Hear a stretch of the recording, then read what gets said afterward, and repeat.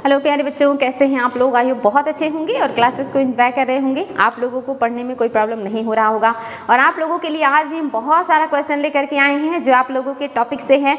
और आज आपके जितने भी क्वेश्चन हैं, मुझे पूरा उम्मीद है कि आप सारे के सारे क्वेश्चन को सही कर सकते हैं, क्योंकि क्वेश्चन बहुत आसान है। आसान इसलिए हैं क्योंकि मैंने आपको सारी चीज़ें पढ़ाई हैं, और जब चीज़ें पढ़े रहिए और कॉन्फिडेंस रहता है, चीज़ें पता रहती हैं, तो हम बहुत आसानी से सारी चीज़ों को करेक्ट कर लेते हैं। तो चूँकि मैंने आपको बहुत डिटेल में पढ़ाया है और मुझे पता है कि बच्चों को हमारे ये सारे क्वेश्चन सॉल्व करने में प्रॉब्लम नहीं होगा, तो बहुत खुशी खुशी स्माइल के साथ क्वेश्चन को पढ़िए और उसको सॉल्व करने का प्रयास करिए। तो चलिए देखते हैं आज का क्वेश्चन क्या है। तो निम्नलिखित कथनों में से कौन सा कथन है जो सत्य है? पहला है, मुगल कालीन चित्रकला में संध्या एवं रात्रि के चित्रांकन में चांदी एवं स्वर्ण रंगों का प्रयोग किया जाता था या किया गया है? क्या मुगल कालीन चित्रकला में संध्या और जो है दिन के कलर को दिखाने के लिए सिल्वर और गोल्डन कलर का उपयोग किया गया है? नेक्स्ट है आपका, जहांगीर ने चित्रकला को ईश्वर को जानने का साधन बताया है? क्या जहांगीर ने चित्रकला को ईश्वर को जानने का साधन बताया है? क्या ऐसा कुछ आप लोग पढ़ चुके हैं? अगर ऐसा आपने पढ़ा है तो बताइएगा कि इनमें से कौन से स्टेटमेंट हैं जो करेक्ट हैं। तो आपको ये बिल्कुल भी डाउट नहीं होना चाहिए कि आपका जो पहला स्टेटमेंट है, मुगल कालीन चित्रकला में संध्या एवं रात्रि के चित्रांकन में चांदी एवं स्वर्ण रंगों का प्रयोग किया है, तो ये सही है कि मुगल कालीन चित्रकला ने या मुगल काल के चित्रकला में रात्रि के लिए चांदी या सिल्वर का उपयोग किया गया है दिखाने के लिए, और दिन को दिखाने के लिए गोल्डन कलर का उपयोग किया गया, क्योंकि रात में जो है वो चांदनी रात होती है, इसको सिल्वर दिखाया गया, और दिन में सूर्य गोल्डन कलर का हमें सब तरफ रोशनी दिखती है, तो इसलिए इसको गोल्डन दिखाया गया है। तो पहला स्टेटमेंट आपका बिल्कुल करेक्ट है। दूसरा जो है, जहांगीर ने चित्रकला को ईश्वर को जानने का साधन बताया है, ऐसा कुछ भी नहीं है। मैंने इसके बारे में कोई उल्लेख भी नहीं किया है, और आपका जो दूसरा स्टेटमेंट है ये सही नहीं है। तो आपका जो कौन सा सही है, तो ओनली वन, यानी कि आपका क्वेश्चन नंबर ए का पहला ऑप्शन करेक्ट है। नेक्स्ट है, निम्न कथनों में कौन सा सत्य है? पहला है, जहांगीर के शासनकाल में छवि चित्रों के निर्माण के साथ साथ मुरक्का शैली तथा अलंकृत हाशिए का विकास हुआ? क्या जहांगीर के शासनकाल में छवि चित्रों के निर्माण के साथ साथ मुरक्का शैली तथा अलंकृत हाशिए का विकास हुआ था? दूसरा, जहांगीर कालीन चित्रों में रूढ़ियों के स्थान पर वास्तविकता के दर्शन होते हैं? और तीसरा, जहांगीर के काल में बनने वाले चित्रों में आवश्यकता से अधिक अलंकरण एवं रंगों का उपयोग होने लगा था। तो आपको बताना है बच्चों कि कौन सा स्टेटमेंट है जो करेक्ट है। बहुत ही बढ़िया क्वेश्चन है, और अगर आपने चित्रकला को अच्छे से पढ़ा है तो आप इसको बहुत अच्छे से सॉल्व कर सकते हैं। और आपको पता होना चाहिए, पहला स्टेटमेंट बिल्कुल करेक्ट है। जहांगीर के शासनकाल में छवि चित्र निर्माण के साथ साथ मुरक्का शैली तथा अलंकृत हाशिए का उपयोग किया जाने लगा था।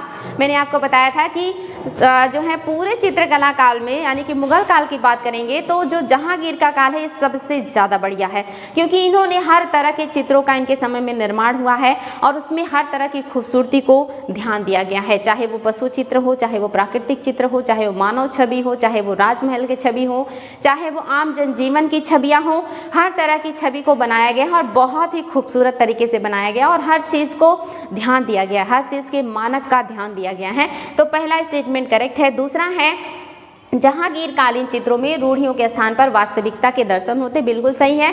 मैंने आपको बताया भी था कि इसीलिए जहांगीर के काल को स्वर्ण काल कहा जाता है, क्योंकि यहाँ पे जो चित्रकला है ये रूढ़ियों में नहीं बधी है, बल्कि इन सारी चीज़ों से बिल्कुल स्वतंत्र हो गई है। यहाँ पर सिर्फ मुस्लिम ही नहीं बल्कि हिंदू धर्म के जो है चित्रकला का भी प्रभाव है, और अन्य जो यूरोपीय चित्रकला हैं ऐसी चीज़ों का भी प्रभाव देखने को मिलता है। तो ये स्टेटमेंट भी आपका करेक्ट है, दूसरा स्टेटमेंट भी आपका बिल्कुल सही है। तीसरा है, जहांगीर के काल में बनने वाले चित्रों में आवश्यकता से अधिक अलंकरण और रंगों का उपयोग होना शुरू हो गया था। तो ये बिल्कुल भी सही नहीं है, ये गलत है। आवश्यकता से अधिक चीज़ों का उपयोग बिल्कुल नहीं किया गया है, यानी कि कोई आडंबर, कोई रूढ़ियाँ या कुछ भी अतिशयोक्ति यहाँ नहीं है। बहुत ही बेहतरीन है चित्रकला के लिए ये काल, और जहांगीर के समय में ऐसे किसी भी चीज़ का उपयोग नहीं किया गया है। तो सत्य कथन पूछा है तो आपका पहला और दूसरा सही हो जाएगा, तीसरा जो है आपका असत्य है। नेक्स्ट है, चित्रकला की मुगल शैली का प्रारंभ प्रारंभ किया था? चित्रकला की जो मुगल शैली का प्रारंभ है ये किसने किया है? तो ये भी इम्पॉर्टेंट है।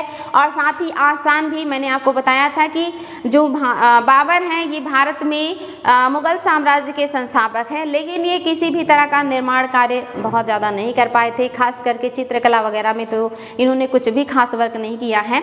जो हुमायूं हैं ये ही चित्रकला के क्षेत्र में काम करना शुरू किए हैं और भारत में मुगल चित्रकला की जो स्थापना है वो हुमायूं ने ही किया है। तो आपका जो दूसरा है ये करेक्ट हो जाएगा। और मैंने आपको बताया भी था कि हुमायूं ने शुरुआत किया था, अकबर के समय में ये काफ़ी विस्तार पे गया और जहांगीर के काल में आते आते ये अपनी चरम पे पहुंच गया और इसीलिए इसको चित्रकला का स्वर्णकाल कहा जाता है। तो संस्थापक कौन है? हुमायूं है। विस्तार किसके समय में हुआ? अकबर के। लेकिन सबसे ज़्यादा विस्तार, सबसे ज़्यादा विकास जो हुआ है वो जहांगीर के समय में हुआ है। तो आपका जो स्टेटमेंट है बी ये करेक्ट हो जाएगा। नेक्स्ट है, मुगल वंश के संस्थापक बाबर ने ईरान के किस प्रसिद्ध चित्रकार के चित्र की समीक्षा की थी? इनमें से कौन से हैं वो चित्रकार जिनके चित्र की समीक्षा बाबर ने किया था? तो ऑप्शन में है बेहजाद, दूसरा है सैयद अली, तीसरा है अबुल समद और चौथा है दसवंत। इनमें से कौन से चित्रकार है जिनके चित्र की समीक्षा बाबर ने किया था? लेकिन कहाँ पर किया है? तो ये देख रहे ईरान में किए, ये ईरान के थे और वहाँ पर बाबर ने किया था। तो ये भी मैंने आपको क्लास में बताया था और आपका जो ऑप्शन नंबर ए है करेक्ट हो जाएगा। बेहजाद की चित्रकला का समीक्षा बाबर ने ईरान में किया था। नेक्स्ट है आपका, अकबर ने किन दो फारसी अध्यापकों की देखरेख में चित्रशाला की स्थापना की थी? इनमें से कौन से हैं जिनकी जो है देखरेख में अकबर ने जो है चित्रशाला की स्थापना की थी? क्या वो सैयद अली हैं, क्या वो अब्दुल समद खान हैं, या यही दोनों लोग हैं, या इनमें से कोई नहीं है और कोई अन्य लोग हैं? तो ये भी बहुत ही आसान और बहुत ही अच्छा क्वेश्चन है और आपको ये चीज़ पता होना चाहिए कि कौन है वो जो अकबर ने जिनके संरक्षण में जो है चित्रशाला की स्थापना की थी। और साथ ही ये अकबर के गुरु भी हैं, ये चीज़ भी इम्पॉर्टेंट है बच्चों, ये अकबर के गुरु भी हैं। इनकी नियुक्ति की गई थी अकबर को शिक्षा देने के लिए या चित्रकला के क्षेत्र में अकबर को जानकारी देने के लिए। तो ये सैयद अली और जो आपके अबू समद खान हैं, यही दोनों लोग हैं जिनकी देखरेख में अकबर ने शिल्पशाला की स्थापना की थी। वेरी वेरी इंपॉर्टेंट है, आपका ऑप्शन नंबर सी जो है वो करेक्ट हो जाएगा। नेक्स्ट है, किसने कहा है कि जहांगीर के समय में मुगल चित्रकला की वास्तविक आत्मा लुप्त हो गई?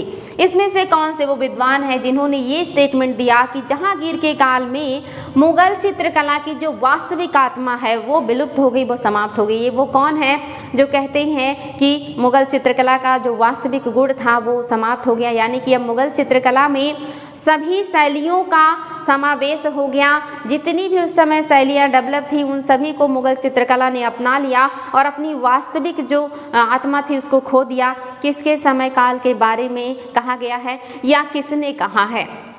तो ये जहांगीर के समय काल के बारे में बात की गई है। किया किसने है? क्या वो पारसी ब्राउन है या वसावन है या इनायत खां है या मिस्किना है?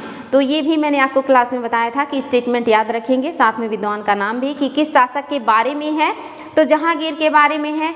कहा किसने है ये भी इम्पॉर्टेंट है, ये पारसी ब्राउन का स्टेटमेंट है। इन्होंने ही कहा कि जहांगीर के समय में मुगल कला की जो वास्तविक आत्मा है वो विलुप्त हो गई है, जो कि जहांगीर काल का जो कला है, चित्रकला है, ये बहुत ब्रॉड स्तर पे चला गया। इसमें भारतीय, इसमें यूरोपीय और मुगल सभी शैलियों का समावेश हो गया और चित्रकला ने अपनी चरम ऊंचाइयों को छुआ था। नेक्स्ट है, हेरात के आगा रजा के नेतृत्व में कहाँ एक चित्रशाला की स्थापना की गई? हेरात के जो आगा रजा हैं इन्हीं के नेतृत्व में एक चित्रशाला की स्थापना किया गया था। ये चित्रशाला कहाँ पर स्थापित हुआ था? क्या ये मथुरा में हुआ था या आगरा में हुआ या दिल्ली में हुआ या लाहौर में हुआ? आपको प्लेस बताना है और ये भी मैंने आपको क्लास में डिस्कस किया है कि कौन सा वो प्लेस है जहाँ पर आगा रजा के नेतृत्व में एक चित्रशाला स्थापित किया गया था। तो ये भी आपका कौन सा हो जाएगा?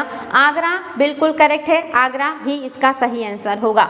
नेक्स्ट है, अकबर के चित्रकार इनमें से नहीं है, यानी कि कौन से हैं जो अकबर के समय के चित्रकार नहीं हैं? ऑप्शन में है दसवंत, दूसरा ऑप्शन है मिस्किना, तीसरा ऑप्शन है भीम गुजराती, और चौथा ऑप्शन है धर्मदास और पांचवा है इनमें से कोई नहीं। तो आपको बताना है इनमें से कौन है जो अकबर के समय के चित्रकार नहीं है। ये भी आपके लिए काफ़ी इम्पॉर्टेंट है और आई थिंक आपने इसका आंसर भी ढूंढ लिया होगा। और इसमें आपका जो है ये कोई नहीं ऑप्शन सही हो जाएगा, यानी कि सारे जो हैं वो अकबर के समय से संबंधित हैं। ये आपका इसमें जो कोई नहीं ऑप्शन है ये बिल्कुल करेक्ट हो जाएगा। नेक्स्ट है रज़्मनामा किसका फारसी अनुवाद है? रामायण का, महाभारत का, पंचतंत्र का, उपनिषद का। ये एग्ज़ाम में अनगिनत बार आया है और बहुत ही ज़्यादा इम्पॉर्टेंट है आप लोगों के लिए। ये क्वेश्चन बिल्कुल आपको रटा होना चाहिए। रज़्मनामा जो है ये किसका फारसी अनुवाद है? रज़्मनामा का फारसी अनुवाद अकबर ने करवाया है, लेकिन है किसका अनुवाद ये चीज़ आपको याद होना चाहिए। तो रज़्मनामा जो है ये आपके महाभारत का अनुवाद है। ये बहुत ही इम्पॉर्टेंट है, याद रखेंगे महाभारत का अनुवाद है। किस शासक के काल में एक छोटे आकार के चित्र बनाने की परंपरा शुरू हुई जिसे पगड़ी में लगाया जा सकता था और गले में पहना जा सकता था? कौन सा वो शासक था जिसके समय काल में चित्रकला इतना छोटा भी बनने लगा कि उसे लोग पगड़ी में भी अपने लगा सकते थे और गले में लॉकेट के तौर पर भी पहन सकते थे? वो कौन से शासक हैं? ऑप्शन में है अकबर, जहांगीर, हुमायूं और बाबर। तो आपको ये भी बहुत आसानी से याद होगा और पता भी होगा क्योंकि मैंने क्लास में इसके बारे में डिस्कस किया है।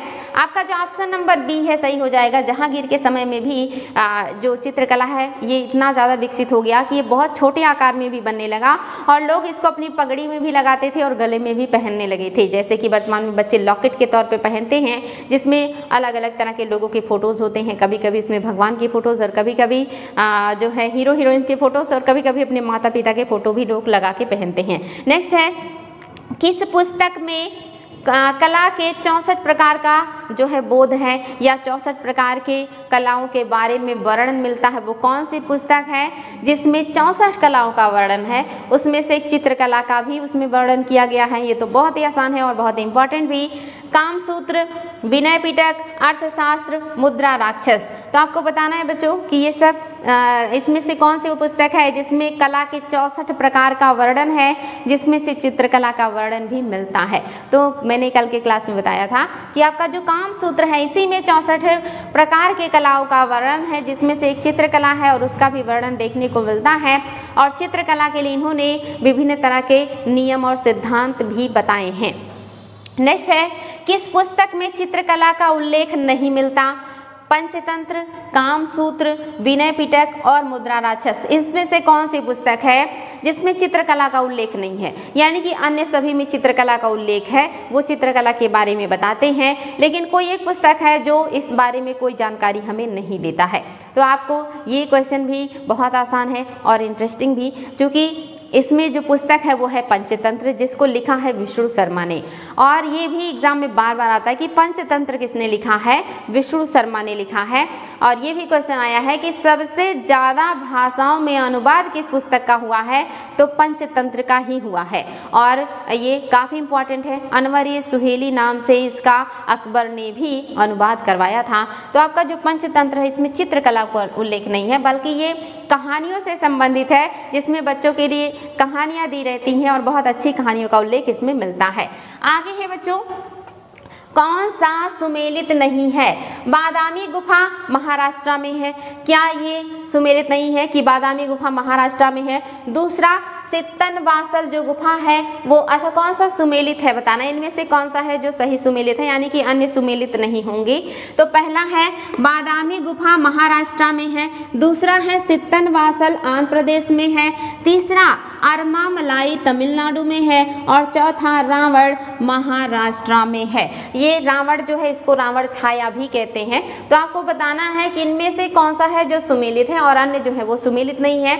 ये भी आपको क्लास में मैंने बताया था कि ये गुफाएं कौन सी राज्य में हैं और किस धर्म से संबंधित हैं।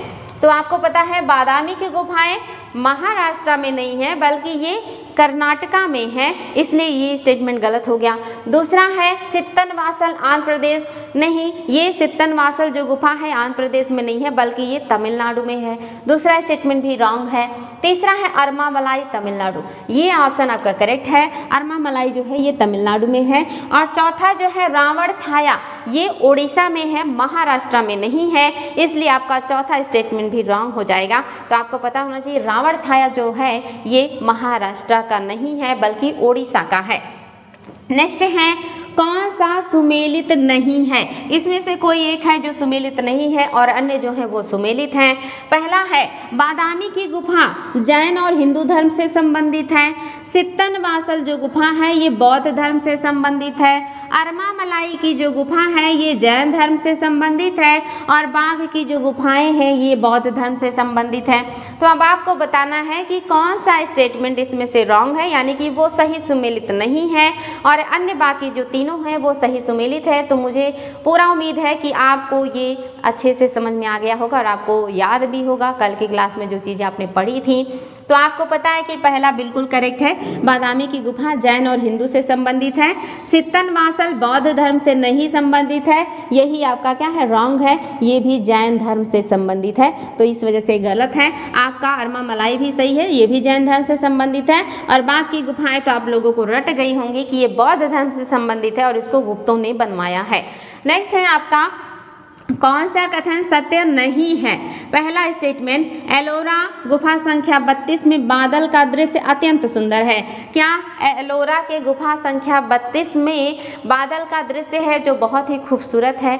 दूसरा है लेपाक्षी मंदिर आंध्र प्रदेश के अनंतपुर जिले में स्थित है, क्या लेपाक्षी मंदिर जो है अनंतपुर जिले में स्थित है जो कि आंध्र प्रदेश में है। दूसरा है लघु चित्रकारी का उल्लेख सम्रांगण सूत्रधारा नामक पुस्तक में मिलता है, क्या ये स्टेटमेंट करेक्ट है कि लघु चित्रकारी का जो उल्लेख है ये जो है सम्रांग सूत्रधारा नामक पुस्तक में मिलता है। और तीसरा है दक्षिण भारत में सर्वाधिक भित्ति चित्र आंध्र प्रदेश के तंजौर में मिलता है। आपको बताना इनमें से कौन सा है जो सत्य नहीं है, यानी कि वो गलत है। तो आपका पहला स्टेटमेंट बिल्कुल करेक्ट है कि एलोरा की गुफा संख्या 32 से उड़ते हुए बादलों का चित्र बहुत ही खूबसूरत बनाए गए जो कपासी बादल हैं। और दूसरा है लेपाक्षी मंदिर आंध्र प्रदेश के अनंतपुर जिले में है, ये भी सही है और यहाँ से बहुत खूबसूरत भित्ति चित्र मिले हैं। तीसरा है लघु चित्रकारी का उल्लेख सम्रांग सूत्रधारा नामक पुस्तक में मिलता है, बहुत इंपॉर्टेंट है, बिल्कुल करेक्ट है। चौथा आपका स्टेटमेंट रॉन्ग है क्योंकि दक्षिण भारत में सर्वाधिक भित्ति चित्र या महत्वपूर्ण जो भित्ति चित्र है वो तंजौर में तो मिलता है, लेकिन तंजौर आंध्र प्रदेश में नहीं है बल्कि कहाँ है, तमिलनाडु में है, इस वजह से स्टेटमेंट रॉन्ग हो गया है। बच्चों किस चित्रकला में राजप्रसाद का दृश्य अंकित है जिसमें एक आकृति संगीत और नृत्य का आनंद ले रही है और कुछ लोग खिड़कियों से इसे देख रहे हैं। तो आपको पता होना चाहिए कि वो कौन सी जगह है, मैंने इसके बारे में आपको बताया भी था। ऑप्शन में है सित्तनवासल चित्रकला, बादामी चित्रकला, अरमामलाई चित्रकला और लेपाक्षी चित्रकला।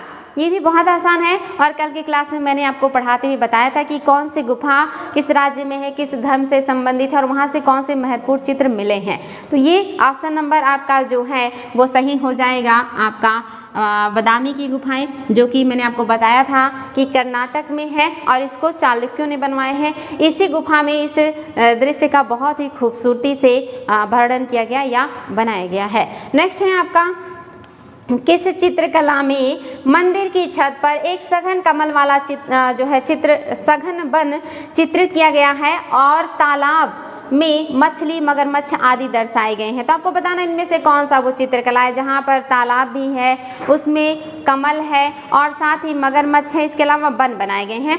तो ये भी आपको मैंने कल की क्लास में डिस्कस किया था, बहुत आसानी से सही कर सकते हैं। ऑप्शन में सित्तनवासल, बादामी, लेपाक्षी और अरमामलाई। तो मुझे उम्मीद है कि आप इसका सही आंसर करेंगे और आपका जो सही ऑप्शन है वो है आपका सित्तनवासल, ऑप्शन नंबर ए जो है वो करेक्ट हो जाएगा। नेक्स्ट है कौन सा सुमेलित नहीं है। भीमबेटका की गुफाएं मध्य प्रदेश में है, मिर्जापुर की गुफाएं राजस्थान में है, पटने जो है महाराष्ट्र में है और जो आपका मुच्छतला चिंतानुगावी पहाड़ियाँ आंध्र प्रदेश में है। तो आपको बताना इसमें से कौन सा है जो सुमेलित नहीं है। बहुत आसान है, भीमबेटका की गुफाएं तो सबको रटा हुआ है कि ये मध्य प्रदेश में है। मैंने बताया था वाकड़कर महोदय ने इसको ढूंढा है। 1857-58 की घटना है, याद रखेंगे 1857-58 के आसपास वाकड़कर महोदय ने भीमबेटका की गुफाओं को ढूंढा था। और जो आपकी पटने है ये महाराष्ट्र में है, ये भी मैंने बताया था, पटने नामक स्थान से कुछ मिला है जो कि आपके नेक्स्ट क्वेश्चन में है, उसको भी मैं एक्सप्लेन करूंगी। नेक्स्ट है मिर्ज़ापुर की गुफाएं, ये राजस्थान में नहीं है, ये गलत हो जाएगा, ये यूपी में है, उत्तर प्रदेश में है। और चौथा जो है आपका ये भी सही है, ये आंध्र प्रदेश में है। तो कौन सा सुमेलित नहीं है, यानी कि आपका मिर्ज़ापुर की गुफा जो है ये गलत है। हड़प्पा कालीन चित्रकला में पात्रों पर किस कलर का प्रयोग किया जाता था? लाल और काले रंग का, लाल और पीले रंग का, हरा एवं काले रंग का, काले एवं सफेद रंग का। तो आपको बताना है कि सिंधु घाटी सभ्यता के लोग मिट्टी के बर्तनों पर किस तरह के कलर उपयोग में लाते थे, कौन से कलर वो बर्तनों पर लगाते थे। मैंने आपको बताया भी था कि वो क्या कलर था। सिंधु घाटी सभ्यता के लोग जो है मिट्टी की खूबसूरत बर्तन बनाना जानते थे, टोटीदार बनाना जानते थे, हैंग करने वाले बर्तन भी बनाना जानते थे, जिसे वो रेड कलर से कलर करते थे और ऊपर से ब्लैक कलर से डिजाइनिंग किया करते थे। तो आपका जो रेड और ब्लैक है ऑप्शन नंबर ए ये करेक्ट हो जाएगा, यही सही है। अजंता के किस गुफा संख्या में प्राचीनतम चित्रकला के साक्ष्य मिलते हैं? ऑप्शन ए में है 9 और 10, ऑप्शन बी में है 16 और 17, ऑप्शन सी में है 11 और 12 और ऑप्शन डी में है 1, 2 और 5। तो ये भी मैंने कल की क्लास में डिस्कस किया है कि कौन सी गुफा संख्या में सबसे प्राचीनतम चित्र हैं और कौन सी गुफा संख्या में सबसे नवीन चित्र हैं। तो आपका ऑप्शन नंबर ए जो है इसी की जो चित्रकला है ये सबसे प्राचीन है। नेक्स्ट है कौन सा कथन सत्य है, आपको ये बताना है। तो पहला है पटने नामक स्थान से शुतुरमुर्ग के अंडे के छिलके के ऊपर चित्रकारी के साक्ष्य मिले हैं। दूसरा है भारत की चित्रकला की विशेषता कल्पनाशीलता, आदर्शवाद, मुद्राएं, नाम विहीनता आदि है। तीसरा है भारत की चित्रकला प्रागैतिहासिक काल से मिलती है। और चौथा है भारतीय चित्रकला दक्षिण क्षेत्र में द्रविड़ और उत्तर में नागर शैली के रूप में प्रसिद्ध है।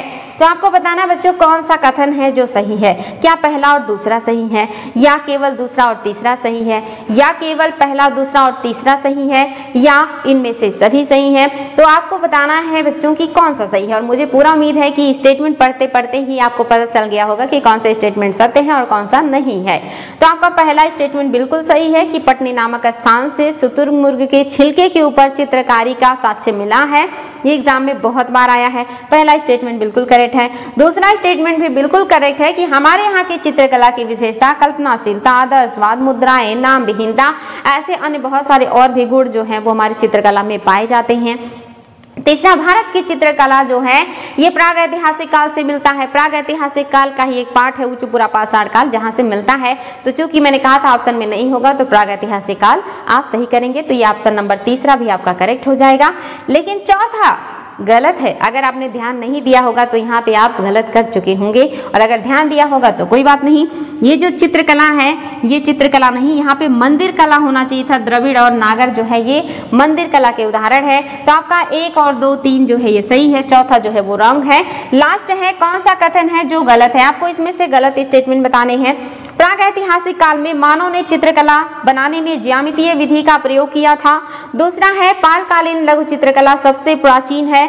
तीसरा है चित्रकला दक्षिण से लेकर उत्तर के क्षेत्रों में लगभग सभी साम्राज्य में देखने को मिलता है। और चौथा है जहांगीर कालीन चित्रकला पर भारतीय तथा यूरोपीय चित्रकला का प्रभाव दिखता है। तो ये स्टेटमेंट भी सारे आप लोगों को पता होना चाहिए, क्योंकि सारे स्टेटमेंट के बारे में मैंने क्लास में बहुत ही बेहतरीन तरीके से बताया है। तो आपको इसमें ढूंढना है कि कौन सा स्टेटमेंट है जो कि गलत है। क्या पहला और दूसरा रॉन्ग है, या पहला और तीसरा जो है वो गलत है, या दूसरा और चौथा गलत है, या इनमें से ऐसा कोई नहीं है जो गलत है, यानी कि सभी सही हैं। तो आपको पता है कि इनमें से सभी सही हैं, यानी कि कोई भी जो है वो गलत नहीं है, सारे करेक्ट है। आप इसमें कंफ्यूज मत होइएगा कि ज्यामितीय विधि, हमारे यहाँ जो पूर्वज है, जो हमारे आदि मानव है, वो गुफाओं में जो चित्रकला बनाते थे वो ज्यामितीय विधि से बनाते थे। उन्होंने उस समय की चित्रकला में ज्यामितीय विधि का प्रयोग किया है। इतने प्राचीन टाइम के लोग भी ज्यामितीय विधि से चित्रकला बनाना जानते थे। मैं आपको थोड़ा सा नमूना दिखा सकती हूँ कि कैसे बनाते थे वो लोग। वहाँ पे वो लोग जो बनाते थे वो बॉडी का ये निचला पार्ट इस तरह से बनाते थे, बॉडी के ऊपर का पार्ट उनका इस तरह से होता था, पैर जो है वो ऐसे रेखाओं में बना होता था, हाथ भी वो जो है रेखानुमा संरचना से बनाते थे, और जो सिर होता था वो भी ज्यामितीय विधि से बनाते थे और हाथ में कोई हथियार उनके होता था, और इस तरह से चित्र वो बनाया करते थे। ज्यामितीय विधि के द्वारा वो फिगर्स को बनाते थे जिसमें जो मानव है वो शिकार कर रहा होता था। घोड़े भी इसी स्ट्रक्चर से बने होते थे और बहुत ही खूबसूरती से वो अपनी बातों को ज्यामितीय विधि से चित्रकला में दर्शा दिया करते थे। तो आपके ये सारे स्टेटमेंट करेक्ट है, यानी कि इसमें ऐसा कोई भी नहीं है कि जो गलत हो, तो ऑप्शन नंबर डी जो है वो सही हो जाएगा। तो क्वेश्चंस को कम से कम 2 बार पढ़े, कभी कभी सही पूछ रहा है या गलत पूछ रहा है, इसमें हमें कंफ्यूजन हो जाता है। तो स्टेटमेंट बिल्कुल करेक्ट पता होना चाहिए कि पूछ क्या रहा है, और फिर उस हिसाब से हमें ऑप्शंस को देखना है और फिर आप सही ऑप्शन तक पहुंच सकते हैं। तो आई होप आपको आज का क्वेश्चन अच्छा लगेगा और पढ़ करके सॉल्व करके कॉन्फिडेंस आएगा। तो आज के लिए इतना ही बच्चों, फिर नेक्स्ट डे हम नए क्लास में और भी क्वेश्चन के साथ मिलेंगे। Thank you.